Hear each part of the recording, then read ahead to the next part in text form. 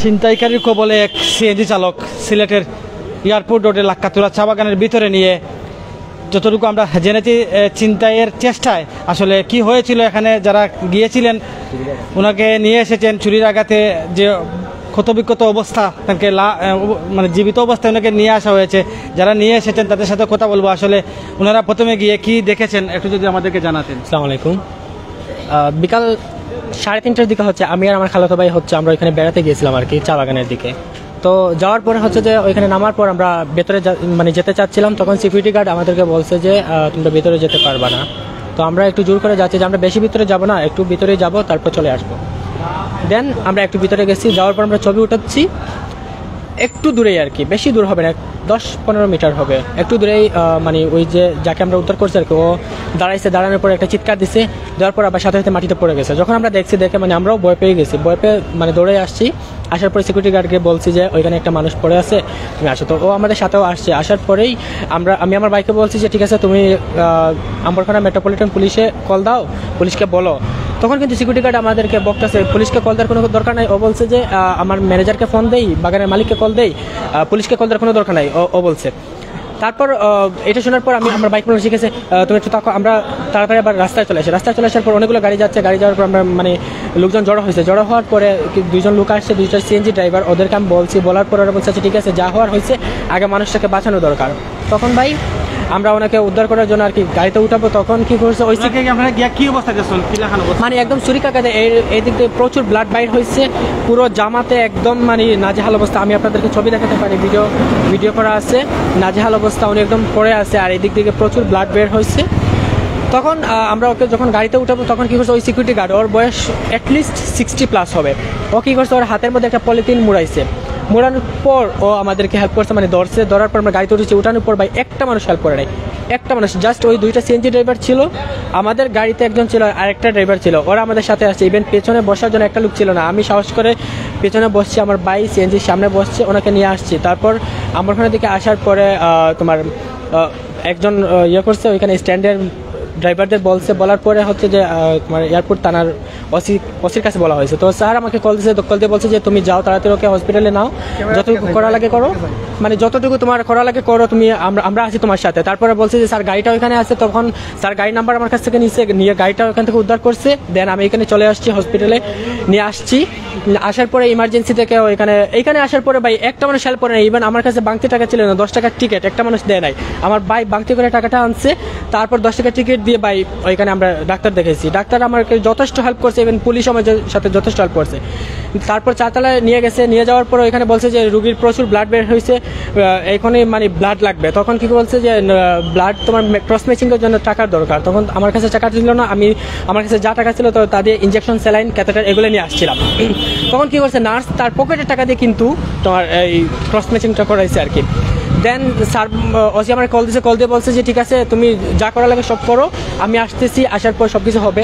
তারপর ভাই আমরা ওই যে ব্লাড ম্যানেজ করছি, পুলিশটা আমাকে যথেষ্ট হেল্প করছে। পুলিশ ভাই 4তলা থেকে আমার সাথে নিচে আসছে, তারপর ব্লাড সঞ্চালন করেছে, ব্লাড সঞ্চালন থেকে আমরা ব্লাড ম্যানেজ করার পরে রুগীরে দিচ্ছি। দেন আমরা হচ্ছে রুগী একটু যখন জ্ঞান আসছিল, ওর নাম বলছে, ওর নাম হচ্ছে আপনার নাম কি নিতাই, ওর নাম হচ্ছে নিতাই, আর বাসা হচ্ছে সাপবাজারে, আর আমাদের থানা হচ্ছে গোয়েনঘাট, এইটুকুই বলছে। আর ফ্যামিলি একটা নাম্বার দিচ্ছে। আপনারা কয়টার সময় গিয়ে আসছেন? 4টার দিকে হবে, 4টার দিকে, বিকাল 4টার দিকে। যে জায়গা ফালাল অবস্থা যে সিকিউরিটি হইলা কতটুকু দূরে আছে? সিকিউরিটি গার্ড রাস্তার পাশেই ছিল, রাস্তার পাশে ও গরু চড়াচ্ছে। আমরা ভেতরে যেতে চাচ্ছিলাম, ও আমাদেরকে ভেতরে ঢুকে দেন। দেন পরে আমরা ঢুকছি আর কি, ও পাশেই ছিল আর কি, পাশেই ছিল। মানে কয়টার সময় গিয়ে আসছেন? 4টার দিকে, দুপুর 4টা, হ্যাঁ বিকাল 4টার দিকে আর কি। এখানে ওসমানী লিয়ে এসেছিল কয়টার দিকে? ওসমানীতে আসতে আসতে প্রায় 1 ঘন্টা, 5টার দিকে হয়ে গেছে। তখন এখানে আসার পর পুলিশ ছিল, পুলিশকে আমি বলছি, পুলিশকে বলার পরে তারা আমাকে যথেষ্ট হেল্প করছে। পুলিশের লোক সবাইকে বলছে, ওই এয়ারপোর্ট থানার ওসি সাহেব আমার কল দিয়ে স্যার যেতে তুমি যা করা লাগে করো। আমার কাছে যা সাধ্য ছিল আমি সেটুকুই করছি। চালকের কোথায় আঘাত? ওনার হাতে হালকা একটা আঘাত আছে, আর এখানে বেশি, মাথার পেছন দিকেও আছে, এখানে বেশি, এখানে রগগুলো কেটে গেছে, প্রচুর ব্লিডিং হচ্ছে। ডাক্তাররা জানাইছে যে ইমিডিয়েটলি 3 ব্যাগ ব্লাড লাগবে, ব্লাড গ্রুপ হচ্ছে A পজিটিভ। প্লিজ কাইন্ডলি আপনারা যদি কেউ হেল্প করতে চান আপনারা ওসমানী মেডিকেলে আসবেন।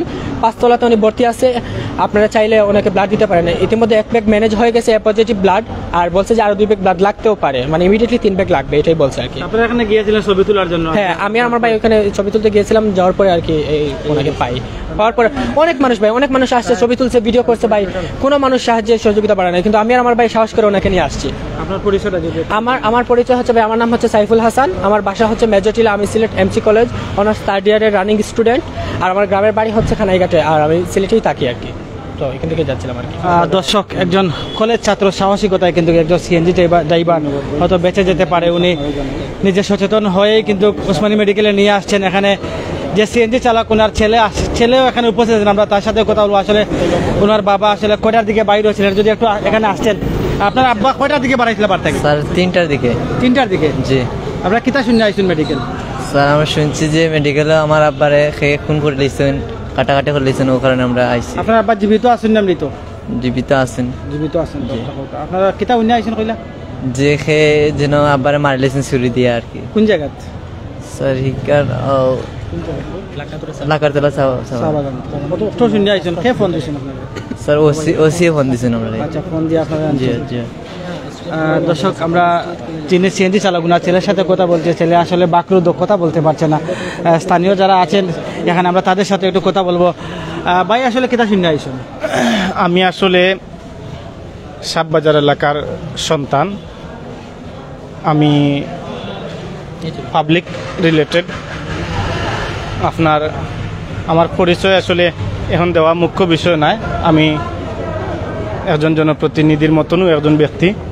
তো যেখানে শুনিয়ে আইছি যে আমার এলাকার যে আমার নিতাই বাবু দাদারে খেবা খারা যে প্রায় মার্ডারের মতন অবস্থা করছে এবং করুণ মৃত্যুর সাথে বর্তমানে পাঞ্জা লড়ছে। এই সংবাদ শুনে আমি খান্দিগাঁও ইউনিয়নে আসলাম, কেন একটা যুব সমাজের লোক একটা মিটিং আছিল। যখনই শুনছি আমার সাববাজারের আরেক সিএনজি ড্রাইভার, আমার বড় ভাই আজির ভাই আমারে ফোন দিছেন যে তুমি দ্রুত উসমানী মেডিকেল আও, আমরা নিতাইদারে ওলাকে কুফাই লিছে। ও মাত্র আমি আইলাম, আইয়াও দেখি কেন আমার বাতিজা এবং আপনারা এটারে প্রচার করা মোটামুটি আমার বাইরে ওয়াইয়া পাইলাম সাইফুল আলম বাইরে যিনি উদ্ধার করছেন, যে তাইনর আমরা তাইনর জবানবন্দি থেকে যতটুকু জানলাম যে তাইনর গর্জনাটারে তারা একবারে কুফাই লিছে করিয়া মাথার ব্যাক সাইডেও। এটা আসলে অত্যন্ত মর্মান্তিক এবং অত্যন্ত দুঃখজনক। আমি বৃহত্তর সাববাজার এলাকাবাসীর পক্ষ থাকি তীব্র নিন্দা জানাইলাম। এবং এই যে একটা পরিস্থিতি, আপনারা জানেন তাইনর সন্তান কেন আসেন, একটা পরিবারের তাইন চালাইন। এই যে আজকে যদি খোদা না করুক তাইনর কোনো অ্যাক্সিডেন্ট হয়, সেই অসহায় এই পরিবার। আর এটা আসলে এই সভ্য সমাজে আমরা কামনা করি না। বিশেষ করে আমরা এয়ারপোর্ট থানার বর্তমান ওসি সাহেব অত্যন্ত বিচক্ষণ একজন অফিসার, ওনার সাথে আমার ব্যক্তিগতভাবে অত্যন্ত ভালো সম্পর্ক। আমি এসএমপির কমিশনার সাহেব এবং ডিসি সাহেব সবার সাথে আমাদের অত্যন্ত ভালো সম্পর্ক। সবাইকে আমরা অনুরোধ করব এলাকাবাসীর পক্ষ থেকে, বৃহত্তর সাববাজার এলাকাবাসীর পক্ষ থেকে, এই যে ছিনতাইকারীরা এই ঘটনা ঘটিয়েছে তাদের দুষ্কৃতিকারীদের অতি দ্রুত গ্রেফতার করে দৃষ্টান্তমূলক শাস্তি নিশ্চিত করা হোক এবং বিশেষ করে আমরা 24 ঘন্টার ভিতরে তাদেরকে গ্রেফতার দেখতে চাই, এটা আমাদের অনুরোধ। আর অন্যথায় যদি বিলম্ব হয় পরে আমরা বৃহত্তর সাববাজার এলাকাবাসী বসে যে কোনো বড় আন্দোলনের ডাক দিতে পারি, কারণ উনি তো আমাদের এলাকার একজন নাগরিক, একজন আমাদের অত্যন্ত প্রিয় একজন মানুষ। এভাবে আমরা তার এই ছিনতাইয়ের ঘটনা মেনে নিতে পারি না, আমরা প্রতিবাদ করব। আর বিশেষ করে আমার এই বাইকে, উনি স্টুডেন্ট মানুষ। আসলে এই আপনারা শুনছেন ওনার বক্তব্য থেকে যে এখন একজন মানুষ যদি দেখে অ্যাক্সিডেন্ট, আরও 2জন মানুষ সেখানে দাঁড়ায় না। এই যে অন্যায়কে আমরা প্রশ্রয় দিচ্ছি, যে কারণে অন্যায় দিন দিন এটা বেড়েই চলেছে আমাদের সমাজ ব্যবস্থায়। আর কথা হলো যেখানেই আমরা অন্যায় দেখব সেখানেই প্রতিবাদ করব। আমি বিশেষ করে আমার এই বাইকে আমি স্পেশালি থ্যাঙ্কস জানাই আমরা পরিবারের পক্ষ থেকে এবং আমার পক্ষ থেকে। তার মতো এরকম দুঃসাহসী যারা মানুষ রয়েছেন তাদেরকে আমি ধন্যবাদ জানাই। বিশেষ করে আপনারা যারা প্রচার করছেন আপনাদেরকে ধন্যবাদ জানাই। নিতাই বাবুর জন্য আপনারা আশীর্বাদ করুন। হতে পারে কিনা চিন্তাই মনে করছেন? এটা আসলে এটা তো তদন্তের বিষয়, এটা যারা প্রশাসনিক যে দায়িত্বশীল ব্যক্তিবর্গ আছেন ওনারা এটি তদন্ত করবেন। আর আমরা তো আসলে এই মুহূর্তে কিছু বলতে পারছি না, কারণ আমরা তো জেনে আসছি যে ওনাকে খেবা কারা এখন ওরা অজ্ঞাতনামা রয়ে গেছে। যখন এটা তদন্তের মাধ্যমে বেরিয়ে আসবে অবশ্যই আপনারা সেটা দেখতে পারবেন। ধন্যবাদ। ধন্যবাদ। দর্শক, আসলে আমি যেটা বলতে চাচ্ছিলাম যে ওইখানে যে সিকিউরিটি গার্ড ছিল ওর বিহেভিয়ার আমার কাছে খুবই মানে বাজে লাগছে। ও কেন এগুলো করবে? একটা মানুষ অসহায় পড়ে আছে, ও আমাদের সাথে কেন এই বিহেভটা করলো? ফার্স্টে আমরা পুলিশকে কল দিতে চাইছিলাম, ও আমাদেরকে বাধা দিছে, পুলিশকে কল দেওয়া যাবে না। ও ওর বাগানের মালিককে কল দিছে, কল দেওয়ার পরে ওরা কোনো রেসপন্স করে নাই।